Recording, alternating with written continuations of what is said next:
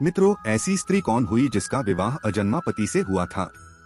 जय श्री कृष्ण बंधुओं, स्वागत है आपका एक बार फिर से हमारे YouTube चैनल में। दोस्तों, आज की कथा बहुत रहस्यमयी है। जो कथा हमने पद्म पुराण से लिया है, इस कथा में आप जानेंगे कि ऐसी कौन सी स्त्री हुई, ऐसी कौन सी देवी हुई जिसके पति का जन्म ही नहीं हुआ था, यानी जिसका पति अजन्मा था, और फिर भी उस देवी का विवाह अजन्मा पति के साथ कैसे हो गया। बंधुओं, यह सुनकर आप हैरान हो जाएंगे, परंतु इसमें हैरान होने वाली कोई बात नहीं है। थोड़ा समझने वाली बात है। तो जानते हैं उस स्त्री का नाम, यानी उस देवी का नाम जिसका विवाह अजन्मा पति के साथ हुआ था। अब आइए ज्यादा विलंब न करते हुए इस रहस्यमयी कथा पर ध्यान देते हैं। बंधु, एक समय की बात है कि जिस समय पर्वतों के राजा हिमांचल के यहाँ माता पार्वती का जन्म हुआ था, तो देवर्षि नारद पर्वतों के राजा हिमांचल के यहाँ गए। राजा हिमांचल ने देवर्षि नारद का बहुत ही आदर सम्मान सत्कार करके स्वागत किया और उनको एक ऊंचे आसन पर बिठाया। तभी राजा हिमांचल की रानी मैना मुनि के दर्शन करने के लिए महल में आई। वे लज्जा और प्रेम के भाव से झुकी हुई थी। उनके पीछे पीछे उनकी कन्या भी आ रही थी। देवर्षि नारद तेज की राशि जान पड़ते थे। उन्हें देखकर शैल पत्नी ने प्रणाम किया। उस समय उनका मुखांचल से ढका हुआ था और कमल के समान शोभा पाने वाले दोनों हाथ जोड़े हुए थे।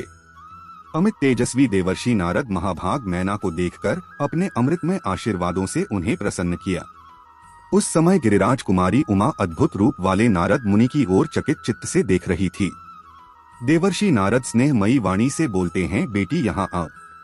उनके इस प्रकार बुलाने पर उमा पिता के गले में बाहें डालकर उनकी गोद में बैठ गई। तब उनकी माता ने कहा, बेटी देवर्षि नारद को प्रणाम करो।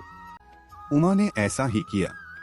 उसके बाद प्रणाम कर लेने पर माता कौतूहलवश पुत्री के सारे लक्षणों को जानने के लिए अपनी सखी के मुख से धीरे से कहलवाया। रानी मैना के सहेली ने मुनि से कहा कि इस कन्या के सौभाग्य सूचक चिन्हों को देखने की कृपा करें। मैना की सखी से प्रेरित होकर महाभाग मुनिवर नारद जी मुस्कुराते हुए बोले, भद्रे, इस कन्या के पति का जन्म नहीं हुआ है, यह लक्षणों से रहित है। इसका एक हाथ सदा उत्तान यानी सीधा रहेगा। इसके चरण व्यभिचारी लक्षणों से युक्त हैं, किंतु उनकी कांति बड़ी सुंदर है, यही इसका भविष्य फल है। मित्रों, वीडियो में आगे बढ़ने से पहले यदि हमारे चैनल पर आप नए मेहमान दर्शक बनकर आए हैं, तो आपसे निवेदन है कि हमारे चैनल को सब्सक्राइब कर ले और घंटी वाला निशान अवश्य दबा ले, क्योंकि मित्रों, इसे करने में तो आपको कुछ सेकेंड ही लगेंगे, लेकिन आपके ऐसा करने से हमारा चैनल जीवन पर्यंत बना रहेगा और हम आगे ऐसे वीडियोस बनाने के लिए मोटिवेट होते रहेंगे। तो अब आइए कथा में आगे बढ़ते हैं। नारद जी की यह बात सुनकर हिमवान भय से घबरा उठे। उनका धैर्य जाता रहा। वह आंसू बहाते हुए गदगद स्वर से बोले, अत्यंत दोषों से भरे हुए संसार की गति दुर्भाग्य है। उसका ज्ञान होना कठिन है। शास्त्रकारों ने शास्त्रों में पुत्र को नरक के त्राण देने वाला बनाकर सदा पुत्र प्राप्ति की प्रशंसा ही की है, किंतु यह बात प्राणियों को मुंह में डालने के लिए है, क्योंकि स्त्री के बिना किसी जीवन की सृष्टि नहीं हो सकती है। परंतु स्त्री जात स्वभाव से ही दीन दयनीय है। शास्त्रों में महान फलदायक वचन अनेकों बार निसंदेह रूप से दोहराया गया है कि शुभ लक्षणों से उत्पन्न सुशील कन्या 10 पुत्रों के समान है, किंतु आपने मेरी कन्या के शरीर में केवल दोषों का ही संग्रह बताया है। वह यह बात सुनकर मुझ पर मोह छा गया है। मैं सूख गया हूँ। मुझे बड़ी भारी ग्लानि और विषाद हो रहा है। हे मुनि, मुझ पर अनुग्रह करके इस कन्या संबंधी दुख का निवारण कीजिए। देवर्षि, आपने कहा है कि इसके पति का जन्म नहीं हुआ है। ऐसा दुर्भाग्य है जिसकी कहीं तुलना नहीं है। यह अपार और दुस्सह दुख है। हाथों और पैरों में जो रेखाएं बनी होती हैं, वे मनुष्य अथवा देव जाति लोगों को शुभ और अशुभ फल की सूचना देने वाली हैं। सो आपने इसे लक्षणहीन बताया है। साथ ही यह भी कह दिया है कि इसका एक हाथ सदा उत्थान रहेगा, परंतु उत्तान हाथ तो सदा याचकों का होता है। वही सबके सामने हाथ फैलाकर भीख मांगते रहते देखे जाते हैं। जिनके सुख का उदय हुआ है, जो धनी तथा दानशील हैं, उनका हाथ उत्थान नहीं देखा जाता। आपने इसकी उत्तम कांति बताने के साथ ही यह भी कह दिया है कि इसके चरण व्यभिचारी लक्षणों से युक्त होंगे। अतः उन्हें इस चिन्ह से मुझे कल्याण की आशा नहीं जान पड़ती है। इस पर नारद जी कहते हैं, हे गिरिराज, तुम तो अपार हर्ष के स्थान में दुख की बात कर रहे हो। अब मेरी बात सुनो। मैंने पहले कुछ कहा था, वह रहस्यपूर्ण था। इस समय उसका स्पष्टीकरण करता हूँ। एकाग्रचित्त होकर श्रवण करो। हिमाचल, मैंने जो कहा था कि इस देवी के पति का जन्म नहीं हुआ है, सो ठीक ही है। इसके पति महादेव जी हैं। उनका वास्तव में जन्म ही नहीं हुआ है। वे अजन्मा हैं। भूत, भविष्य, वर्तमान जगत की उत्पत्ति के कारण वे ही हैं। वही सबको शरण देने वाले एवं शासक सनातन हैं और वे परमेश्वर हैं। यह प्रमाण उन्हीं के संकल्प से उत्पन्न हुआ है। ब्रह्मा जी से लेकर स्थावर पर्यंत जो संसार है, वह जन्म, मृत्यु आदि दुख से पीड़ित न होकर निरंतर परिवर्तित होता रहता है। किंतु महादेव अचल और स्थिर हैं। वह जाति नहीं जनक है, पुत्र नहीं पिता है। उन पर बुढ़ापे का आक्रमण नहीं होता है। मैं जगत के स्वामी और आदि व्याधि से रहित है।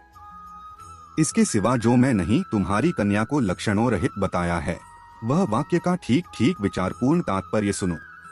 शरीर में जो चिन्ह या रेखाएं होती हैं, वह सीमित आयु, धन और सौभाग्य को व्यक्त करने वाली होती हैं।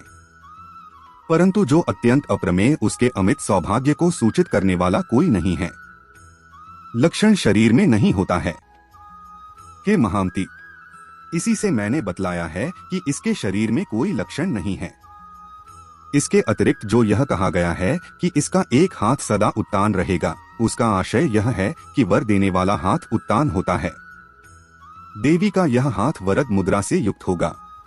यह देवता असुर मुनियों के समुदाय को वर देने वाली होंगी, तथा जो मैंने इसके चरणों का उत्तम कांति और व्यभिचारी लक्षणों से युक्त बताया है, उसकी व्याख्या मेरे मुंह से सुनो।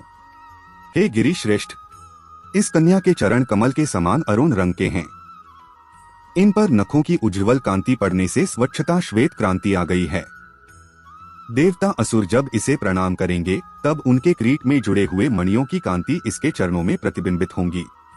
उस समय यह चरण अपना स्वाभाविक लक्षण छोड़कर विचित्र रंग में दिखाई देंगे। उनके इस परिवर्तन और विचित्रता को व्यभिचारी कहा गया। अतः तुम्हें कोई विपरीत आशंका नहीं करनी चाहिए। हे महीधर, यह जगत का भरण पोषण करने वाले बिशप महादेव की पत्नी हैं।